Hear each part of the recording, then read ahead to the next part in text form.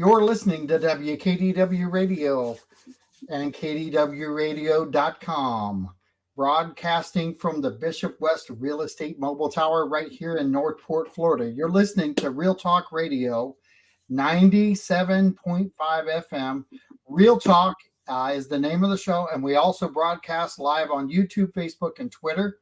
So if you're listening on the radio and you want to join us on Facebook, YouTube, or Twitter, type in Real Talk 97.5 straight across, and it should come up and it will say listen live, Real Talk 97.5. And just click on us and like us and share us. The more that we can get people to help us out by sharing this information, the more that we can widen our scope of listeners. So please help us out by liking and sharing the page, and also sending and sharing this video out to really help care about the community and get their message out. So I've got a really special guest in the house. She's joined us before, but I'll let her introduce herself and take the lead. Well, hello. Thank you, John. You're welcome. My name is Joan Derrick Haycox, and I am a sexual victims advocate and volunteer coordinator for C.A.R.E. C.A.R.E. is called C.A.R.E. means Center for Abuse and Rape Emergencies of Charlotte County. And we provide services and care for people who have experienced domestic violence and sexual victim and are victims of sexual assault, rape, and battery. You know, we've been doing this about 4 years, maybe 5, close to 5 years now. Mm-hmm. Once a month. You guys always have the second Monday of the month, and I always look forward to it just because, one, it's a set schedule for me, so I know who's coming on, but there's always a different look. There's always somebody new that's on, which is kind of cool too.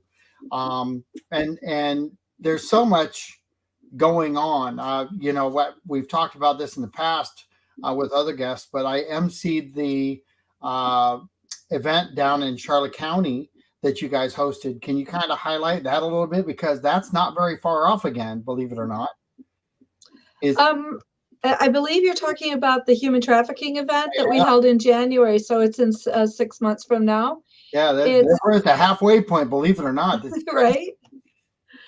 Well, we have a lot of other activities coming up before then, but the human trafficking event was very successful. We had well over 250 people that attended, and a lot of students that are nursing students and in the medical field that were able to attend, which was really important for us to help our victims when they're in the hospital, have someone come in and that has understanding of trauma and what it's like to be in a traumatic situation, whether it's domestic violence or sexual assault, so they can be our first line sometimes with our potential clients and directing them towards us. I was just talking about that event the other day, and nobody really knew that I had emceed it. So I was explaining everything that happened that day, and it was really awesome because you saw, if you were there and you were part of it, I would encourage you to go if you're not a part of it, just so you can understand kind of what goes through the whole thing, because the involvement of the students and people that were there, whether they were victims or not, their attitudes changed, and they changed over a 3-hour course of time. Mm-hmm. And I think that's truly what happens sometimes with this broadcast, is that we talk about things and we do touch people's lives. We do open up access to them. And that's the important part about, one, having the show, but also being able to share it out with others, because you don't know who it's going to affect and maybe change their life for the future. You want to go on with that? Sure. For us, what I believe is really important is that every single person in Charlotte County or in the surrounding areas have C.A.R.E.'s phone number in their contact information on their phone. And that number is 941. It's running across the bottom, 941-639-5499. And I invite every person that sees this to put that contact information in their phone and ask 10 other people to put that information in their phone. And you put it under C.A.R.E. so that if someone is experiencing domestic violence and you happen to notice some sort of behavior, maybe you're out in public and you see something, or it's a friend, an acquaintance, someone that you just have an encounter with, you can share that phone number without them being risking being seen. So if it's at hotline or helpline, that might be seen by the perpetrator of the crime, the abuser. So if it's C.A.R.E, then it doesn't necessarily indicate to a perpetrator or the abuser what that number is. But what's really important is sometimes you don't know what to do, and maybe it's a dangerous situation, so you don't want to get involved in a way that would jeopardize the situation. So just saying, hey, I have a phone number that you might reach out to. They're C.A.R.E, and you can call them 24/7, and they'd really love to talk to you. If you have any questions or concerns, please feel free to call them. Here's the number. Very easy to do, and it gets our name out there, and we are then able to help more and more people. We're a really well-kept secret. and too well kept at points Yes. in times. I'm sure you feel that way. Yes. And When you realize that 1 in 3 women and 1 in 3 women in their lifetime will experience physical assault, either by a known person or an intimate partner. And there's a very high number, 1 in 4 also, of women that will experience sexual assault in some form or another. And we talk about the women's side, and I'm wondering that, and I think we've talked about this in the past, so it's not that I think I know.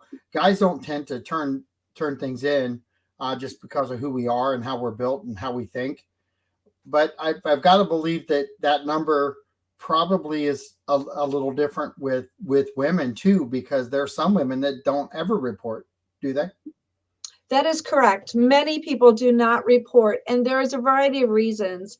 One, the movie Victim Suspect that I mentioned is a documentary on Netflix that just came out a few weeks ago, and I recommend that everybody watch that, because that was a situation where young women, meaning like 18 to 25, went to law enforcement and reported a rape.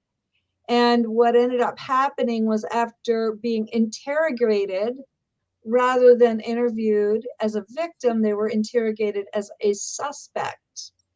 And then they were charged with the crime for false reporting a rape. Because when a rape victim comes forward, they're very, very traumatized, and things do not come back in their memory in chronological order and fine detail because of the trauma that happens. Our body is so amazing that it will protect us until we're able to manage and handle things. So many don't report because, what is consent? We can talk about that. And police officers don't always believe them. And sometimes they want to protect their community, especially if the perpetrator or the rapist is known to them and an influential person in society, in their community, which was one situation in the documentary. I was trying to think of his name the other day, and we had, I think it was a sheriff that came down and spoke at the human trafficking event, and his insight from a police officer's standpoint to parents was, it really kind of, as a grandparent, opened my eyes to things that don't or didn't exist when I was a kid and when I was younger, that we now have to face now. And I think across the board, that kind of plays in hand. Not the same scenarios a lot of times, but social media kind of pushes people away sometimes, where we want to be inclusive and include them in. This isn't an easy thing to put out there in public space, is it? No. And I believe you're talking about a retired detective. Yes. That he was our last speaker at the event. I'm sorry, I don't remember his name. It was awesome though. He was fantastic. Yeah, it was so learning. It's so much learning that happened in that small period of time, and it was really directed at everyone with kids in mind, the younger generation in mind, because of the social media aspect of it. But I've got to feel like even some of the people that are out there that may be going through the just the domestic side of things today with the stressors that are out there, they're using social media, but they're not using it for this sort of purpose. They're hiding from it, aren't they? I'm not exactly sure what you're trying to say. Who is Because hiding? there's a lot of times like a victim. A victim's not really. It's hard enough to be forthcoming when you're going through it. They're not disclosing this all over Facebook. They're not putting it out there on the Facebook areas to say, "Look at me, I'm in trouble." They're not doing that. No, they're not. And So victims often. we have to be a little bit more aware, I think. And we've talked about awareness in the community spaces, but I think we have to be more aware. If we see somebody going through that and they're a friend, we need to watch some of their posts, and maybe that's where you read things in a little bit, because they're not really saying something, but they kind of are. Right. They're looking for help. So some of the things that you would notice, particularly with a younger child under the age that's still in school, you would notice if they've become isolated. They are not involved with their activities like they normally would. So there's a lot of grooming that's happening on the internet and in chat rooms. So that's one of the most dangerous places for children. And when I say children, I mean young adult, up to young adult age, is especially because they've become so, the use of computer and chat rooms and playing games online is so habitual, and it's part of their norm. For me, it's not so much, but for kids, they're on it all quite frequently, and that's where predators look for victims. They look for people that seem vulnerable or don't have any friends. And some of the quickest signs to know that there's a perpetrator that's trying to contact you is if they're asking you what age you are at or where you live, whether you're a boy or girl. Will you send pictures? See, that's how a perpetrator gets to kids, through social media. And of course, as our society, we don't see what our kids are seeing. We don't see what they're doing. We don't see what who they're talking to online, and they don't share it. And they become very friendly with these perpetrators online. So signs that somebody is experiencing, it maybe being groomed, is that they disconnect from friends. They start seeing their grades go down. They become very secretive. They may try to sneak out and meet somebody, or they may send pictures. And whoops, you know those lights that go on and off, you can't control them. Yeah. So you can't have, it's very hard to control that situation. So being mindful and keep asking children what they're doing. There are terrible stories of kids that a perpetrator said, say it's a boy, and reached out to a boy and said, lied, of course, about who they were, and said that they were a teenage girl, and send pictures of yourself, and then send more pictures of yourself and more explicit pictures of yourself. And then they send these pictures thinking they're talking to a girl, and she likes them back. And he goes along with it. And pretty soon he sent pictures of himself without clothes on. And then all of a sudden he gets an email or contact back to him saying, all right, you owe us $5,000 or $10,000, or we're going to tell everybody and put these pictures on the internet. So that's another aspect of this, or they'll use the pictures for something else. And teenagers have actually committed suicide over this. 70 women commit suicide every day in the United States as a direct result of sexual assault. So 70 women commit suicide every day as a direct result of sexual assault. And this particular situation that I was just describing is a story about a boy that a young teenager. Yep. And he ended up killing himself because he was so horrified by what he did, and how, hindsight is 2020. How could he have done such a thing? And his parents will be very angry, and he will be ruined. And he wasn't able to share this with anyone, and instead he ended up killing himself. And the reason we know about this is because there is an organization called Florida Council Against Sexual Victims, FCASV, and they recently did a webinar about this particular situation, trying to help families who have children abducted by sexual predators. And this, in this particular case, was something that the speaker worked on that particular case. They wanted to figure out what happened to the young man, why he committed suicide. And he's not by himself. That you just gave numbers out, and it's, that right there. I think I've talked about Jack in the past, but I don't know what Jack was going through when I was a kid. We didn't really talk about this kind of stuff when I was a kid. If a kid was having trouble at home, we just stayed away from the house, in that we didn't have that involvement in those scenarios. You were kind of told, hey, it's not a bad household, just stay away. And I actually, long story short, but that was a scenario that played out with Jack, that we actually got in a fight on a Friday night after school, and Saturday he committed suicide.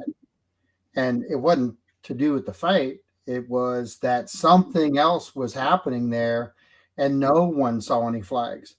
But you're talking about today, where you've got social media, you've got a lot of different influencers that are out there, and also the drivers that actually cause that problem a lot of times with the predators that are out there online. So the home itself, I think, is the most vital start that people need to start paying attention at. Because if you have a young child or a younger child that's out there, and you're not governing the internet, they're not well in tune with maybe what the parent is trying to instill in them, or maybe the parent is not instilling the right thing. But there's so many influencers that are out there that are now part of the fabric of our community. They were there before, but I think the ease of access is so different now. Yeah, and 50% of all sexual assault takes place in the home. And that's a hard number to think about. 50% of all sexual assault happens in a person's home. So either somebody's brought into the home and it happens, or it's part of the family system. This has been going on. Setting the computer issue aside, actually, because over the last 20 years, there's been so much publicity about sexual assault, getting it out there and getting people talking about setting up sexual assault centers, rape crisis centers. Like C.A.R.E started out as a rape crisis center 40 years ago by the request of the actual sheriff. Said, we need help. We have a victim here, and we need somebody to help the victim, to support and advocate for the victim. And that's actually how C.A.R.E started, as a rape crisis center. But rape happens in our own homes, and it happens to adults, and it happens to children in our own homes.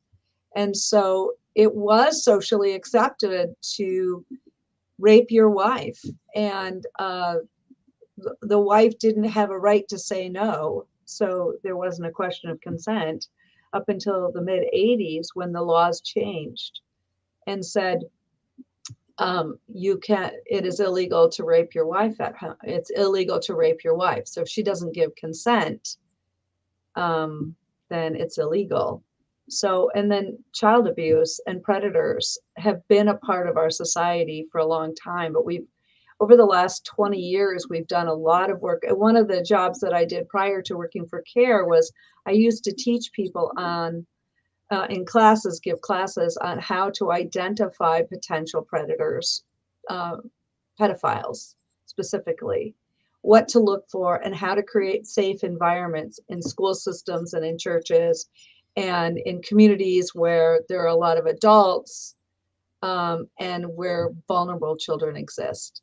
And that's what a predator is looking for. They're looking for the vulnerable one, the one that's alone, the one that may not have friends. Maybe the parents are working, or it's a divorce situation, or there's problems in the home. And that's the type of child that would be easy to get hold of by a predator. And, it's I don't want to get off on the subject of the suicide, but there there are people out there that want to help. There are people out here Yes. that are there to not just tell you what to do, but to listen. And we talk about that a lot on this show, about having the ability to listen and listen to the victim and kind of walk them through. And I have used Jack Miller's name in my lifetime. I can't begin to tell you how many times that he was part of my conversation with someone. And I wish I could go back to the friends that have committed suicide and just let them know how many times I've actually said their names. And I would have said it more if they were here. I would have, it's one of those things where if you don't pay attention and you're kind of part of, and I don't want to say the problem, but you wonder. I do. I wonder all the time when I have a friend who commits suicide. Like, if I had just known, I would have picked up the phone. I would have gone and visited. I would have done whatever I could do. But we're trying to break down barriers with doing this show every month, and trying to knock down these walls of communication, and taking the fear out of talking.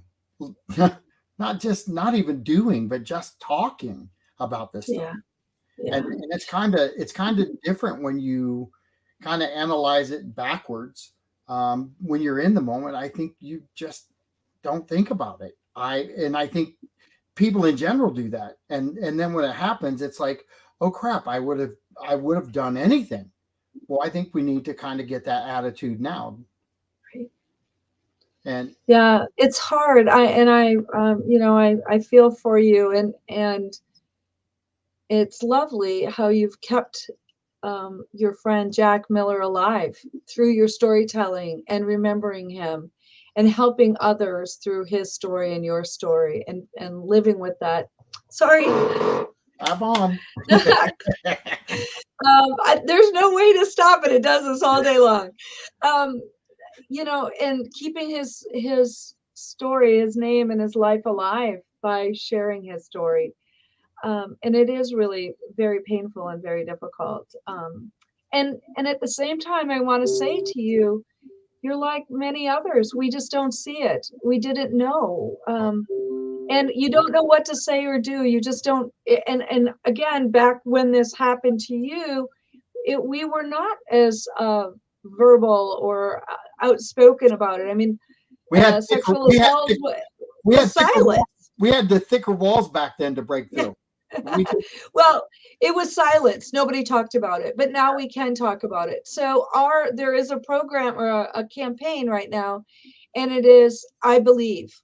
And if somebody says to you, even hints at something like that, we say, I believe you. I believe you're in pain. I believe you've been raped. If they say I've been raped, or I believe that they touched you inappropriately and it made you uncomfortable. Tell me more about it. Let's talk about it and let them talk. The most important thing we do is we use this RIDES model, RIDES. It begins with build rapport with that person and let them talk and just listen, because you can't fix them and you can't change them.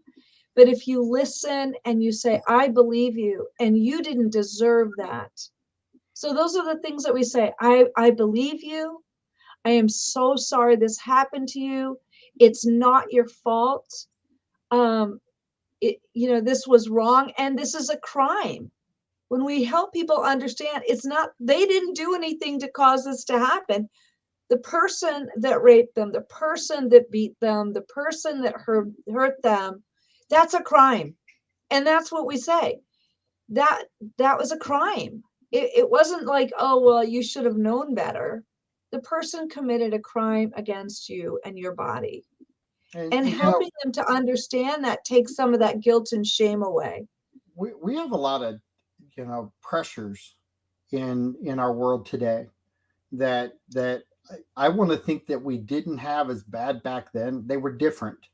They were different pressures, because they're pressures that are out here for our youth today are ever changing. I mean, it is the pressure of keeping up with one social media website from the other. Get over here and talk to this person that's over here. Person may not even be in the United States, and they're having these dialogues now, and they're I went to the songwriters event, and not that I'm going to talk about songwriting, but they have pop-ups of little concerts that they pull into the local restaurant or bar, and they say, hey, I want to do a pop-up. Well, that's sort of what they're doing in a lot of these chat rooms and stuff. They do these pop-ups, so you never know where they're at, and it's hard to track them. And right. we literally have police force with task force based on just tracking this and trying to infiltrate what they're doing every day. And I think we're blessed to have sheriff's offices. I mean, the one that came down is retired, but just to have him part of that whole course. But the police force that are out here now working this every day, and then of course having you guys there as an asset now, which if they wouldn't have thought of that before, where would you guys be today? I mean, you wouldn't be as strong as you are today, because I don't even know that if they ignored that, and just said, no, we don't need it, we can handle it. It's a whole different concept, because we would have more videos, I think, like what's on Netflix, where they're not listening, maybe. Well, I'm going to give a shout out to, I think Charlotte County and the Sheriff's Office and the Punta Gorda Police Department are doing their best. They're training people to be able to interview and not interrogate a suspect, interview a victim instead of interrogating them as though they're a suspect. It's a very different approach to understand and to help the person share their story, tell their story when it is when they're struggling because they have been so terribly traumatized. And it takes a different type of training. So many police officers are trained, or sheriff's deputies are trained to interrogate a suspect and to back off and start with, I believe you, tell me what happened. Victims of trauma, particularly sexual assault, they cannot, depending on the situation, oftentimes they cannot remember in chronological order, but the police want you to tell the story in chronological order, except for they don't remember it in chronological order. They remember bits and pieces as the person has experienced this traumatic experience. And then they're in an escape or fight or flight mode or freeze. And so trying to get somebody who's been raped to talk about their story when they're traumatized and they're frozen, or they want to just run away and escape from it, is just really, it takes a very different approach. And the Florida Council Against Sexual Violence just had a training session in Fort Myers on June 8th, 7th and 8th, or 6th and 7th. It was last week, on how to, a 2-day training for police law enforcement to help them understand and practice interviewing a victim so that they can change the way their modality is, their procedure for interviewing. Well, And go ahead. Well, and I find that fascinating because you're changing habit from what they were originally trained to do, which was law enforcement, and interrogation is what we all think about when you get picked up and get taken downtown. I've never had to go through that, but when you see it in a movie, they're never doing other than interrogating you and getting their point across. And I think I would have loved to have seen the transition in that room from start of class to end of class. Yeah, it would have been brilliant. Yeah, I mean that to me, I think that's kind of, everybody says when you go to things like that, it's going to change you. Well, I don't know that it changes you. It educates you that it's okay to get involved. It's okay to start watching our community as a whole. But it's also all right to not think that the police officers are coming into you with the gotcha moment. They're getting educated now that there's more things out there than just the gotcha. That there's moments where the need, I think, is a higher level than the gotcha. Yes. Well, just to give you an example, we do hospital response. I'm on the hospital response team. And by the way, if anybody wants to be a volunteer, I am the volunteer coordinator, and I am looking to train advocates to work with our victims of sexual assault and to work our hotlines and to go to the hospitals and work with our victims when they're in the hospital. And I'll just give you a quick example. I had a patient that came in and the hospital called to say that this person had been raped. And of course, we are at 24/7. We're there holidays, weekends, evenings, anytime, day or night. If something happens, we are on call, which is why we need more advocates so we can share the on-call hours. And I went to be there with the client, and I'm with the patient, and the door swings open and she's lying there, prone in bed. And the police officer just walks right on, and he's in full gear. And she's like, just freaks out because she just got so scared. She's already traumatized. And I'm like, could you just step out of the room for just a moment and let her settle down before she talks to you? And I went out there and I said, guys, this is a victim of rape. You're pretty big and you're pretty intimidating to look at when you're lying prone in bed and you've been raped. That's even intimidating. I go back for a second. That's actually intimidating without the rape. That you're intimidated if you get a speeding ticket. So I can't imagine. Let's just, not that I'm comparing that, because I am truly not. But I know how I feel when those lights come on and I'm driving down the road and it's not me they're pulling over. I feel the heart palpitations. Oh my gosh! I've probably given myself 5 bypasses in the last 2 months, and I've not gotten a ticket, so it's not me. But you still have that. Again, that's that adrenaline reaction. All of a sudden, you're not thinking as clearly. Actually, all of these hormones start pumping through your body, and that desensitizes you for one thing, so you can pay attention to another. And anyway, so I went and talked to the officers and just said, could we, just let's go back in and talk to her. She wants to tell her story. And they had brought in, I don't remember the officer's name, but he specialized in interviewing sexual victims, and he just did a fabulous job.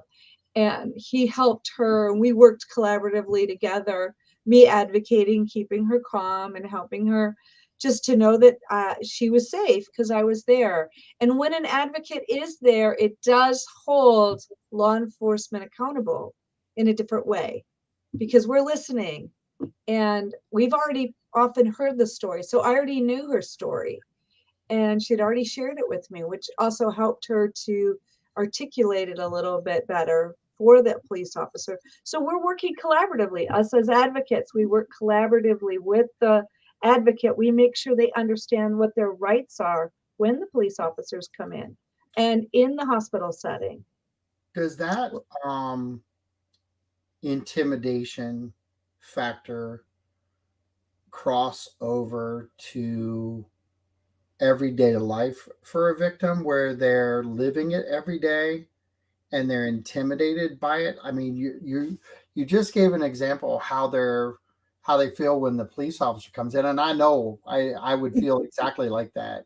Yeah. But I'm wondering if there's a correlation between how they feel at home and then they go into the hospital setting. And a lot of the nurses, I was part of the care team and ICU and did different things there and part of the trauma unit, and we handled things even with a trauma victim that we knew was going to be handcuffed to the bed. We dealt with them different. Not I'm sorry, not different. We dealt with them the same, but then the police officer showed up and it was different. But and they knew it. They instantly knew it, and that's not a rape victim. But I'm thinking, it what's the correlation between a victim at home before they go to the hospital and have the rape kit and all that stuff done? Is there a intimidation there a lot of times too at home? Well, there, well, it really depends. Okay, so first of all, it takes a tremendous amount of courage to go to the hospital and to call the police and report it. So it takes a tremendous amount of courage, and it depends on the support system at home. It depends a lot on the person's personal history. Have they been supported well in the past when other things have happened to them? Or are they always, negated or silenced or blamed? So it really depends on who that person is and what their past experiences are prior to the rape. What kind of support system, like their family relationships, are they supportive or non-supportive? What kind of community do we live in? Do we live in a community where the law enforcement is supportive of victims? Do we live in a community where we have people in the hospitals? What we really need is sane nurses, sexual assault nurse examiners. We are desperate for nurses to get certified as sexual assault forensic examiners, which is so vital and can change the entire experience of rape for our victims or survivors. Um, and so how how they are before they get there, they're very traumatized, and going to the hospital is very traumatizing again. Every time they have to tell their story, again traumatizing again, unless you're very supportive with the I believe you, it's not your fault, this was a crime, how can I help you, being calm, and then working with the police officer that starts out with, I believe you, tell me the story, let's see how we can work with this story to see where, you know, how, whether we're going to press charges or not, or how we can press charges. And often the victim knows the rapist. They're known to them. About 90% of the time, they're known to them. Either they've seen them before, they live in the same neighborhood, they've stalked them, or they're friends of a friend, and it happens.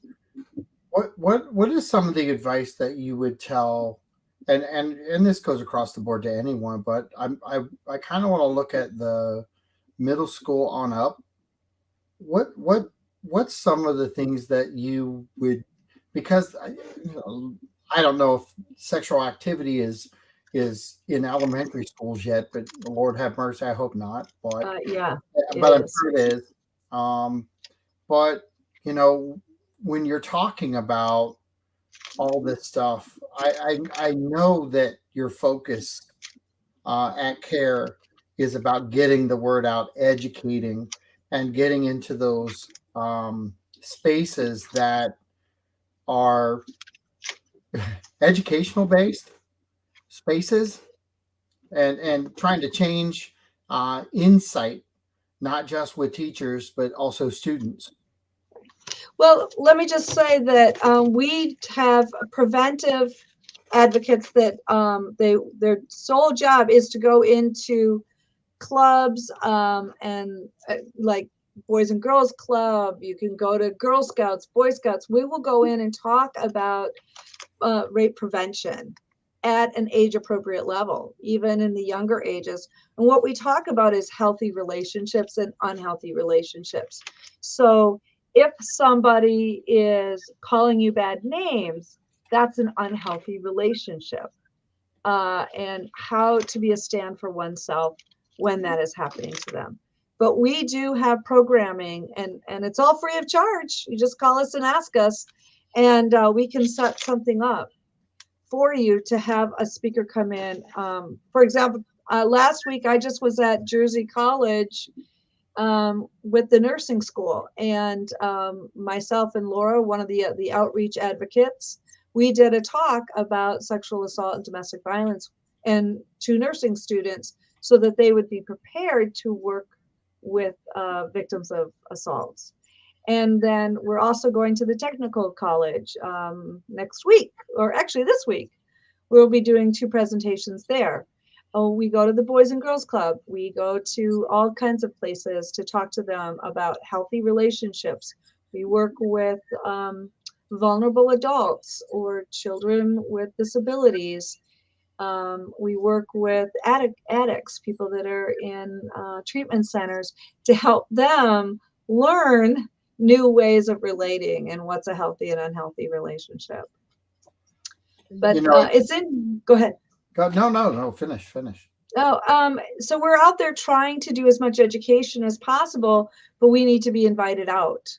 We need churches. We will come to churches and talk to churches about prevention for their children, and talking to adults and letting them know what is domestic violence and what does sexual assault look like. You know, you just mentioned churches, and I hope that somebody out there is listening and gets their churches involved in this, Yeah. because I as a kid, um, we were educated on AIDS from, and it was funny because I watched something on YouTube the other day, and they mentioned the outbreak of AIDS and how it was handled or mishandled. Hindsight's 2020 on a lot of these things, but changing the attitudes of the community is a tough call. And just with the AIDS uh, epidemic, people had to change their attitude quickly, and they had to get knowledge because of the fear factor that was involved. And I remember that our church, it was so impactful at our church because the preacher's son had AIDS, and so it changed the whole perception. And then we found out we had someone in the choir that was working on the AIDS project. And so we had not only a victim of AIDS, but we had somebody who was working on all of the remedies for that, so that everyone on the resource side, that made it just changed the whole chemistry of the church, and how people perceived things, because that word right there, the perceived word, that's the wall that we're trying to break down with what we're talking about now.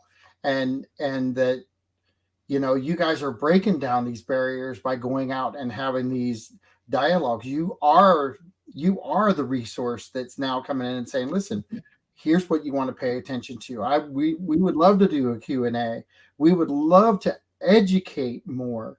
and so that that you're aware of what you're looking for when you're listening down the street or at the mall, or you see kids that are, even doing the wrong thing on websites and talking about it.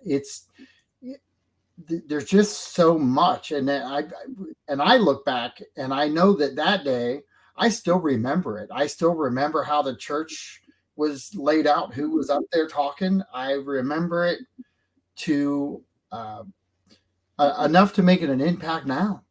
Yeah. And which is really kind of cool, because we're talking about something back then that really is, I think, in the same category as this. It was looked at as shameful. We're not going to talk about it. We're not going to educate anybody about it. Just stay away from it. Well, that's not the answer. Sometimes you got to go at it. And I'm so glad we're going at it. We're going at this, and we do it every month.